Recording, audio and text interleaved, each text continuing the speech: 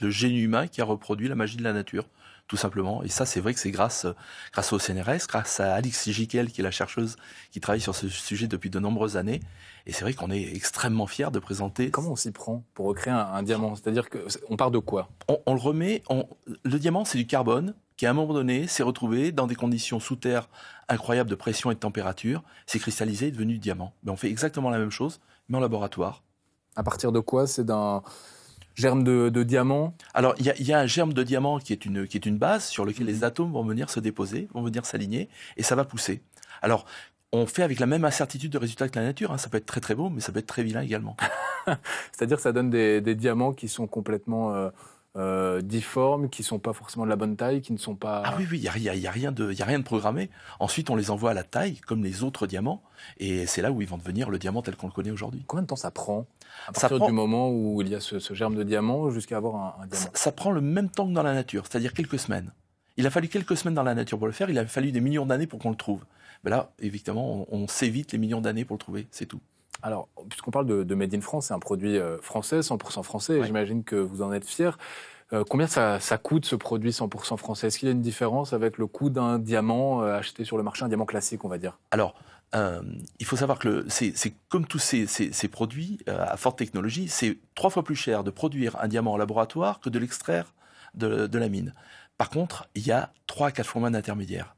Et en fait, c'est là où on va se retrouver, c'est là où on va avoir des gains, puisqu'on va vendre ce diamant entre 30 et 40% moins cher.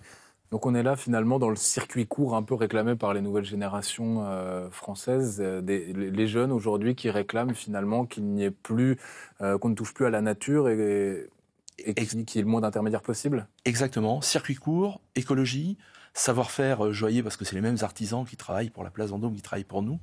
Donc voilà, on a réussi à réunir tout ça autour de Courbet. Alors, en vous écoutant, j'imagine les téléspectateurs chez eux, dans leur canapé, en train de se dire « Ouais, il y a un diamant qui est produit en laboratoire ». Et j'imagine que la première question qui vient pour tout un chacun, c'est de se dire « Mais finalement, si on peut créer des diamants comme ça, en claquant des doigts, est-ce que ça ne va pas détruire toute la valeur du diamant, cette valeur, cette rareté ?» Alors, en claquant des doigts, c'est une expression. C'est très une expression, compliqué. Effectivement. C'est extrêmement compliqué. Et il ne faut pas oublier une chose. Aujourd'hui, le diamant de laboratoire, ça représente moins de 2% de l'extraction. Donc la rareté, elle est chez nous. Elle est du côté de ce diamant de laboratoire. Donc on a, même si on multiplie par 10 ou par 20 les possibilités de production, on serait qu'à 20 ou 40% de l'extraction. Donc on est encore très très loin de ce schéma-là.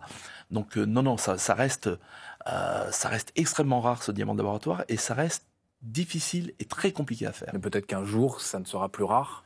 Peut-être un jour, mais de là à ce que ça soit au même niveau que le diamant de mine, on a de quoi faire. Le message que vous portez principalement, j'imagine que c'est pour l'environnement. Ah, c'est un message sur l'écologie, clairement. Il faut le dire, le diamant, l'extraire, c'est assez dévastateur pour l'environnement. Les plus gros trous faits par l'homme sur la Terre sont des mines de diamants. Il suffit d'aller voir les images et vous le constaterez de vous-même.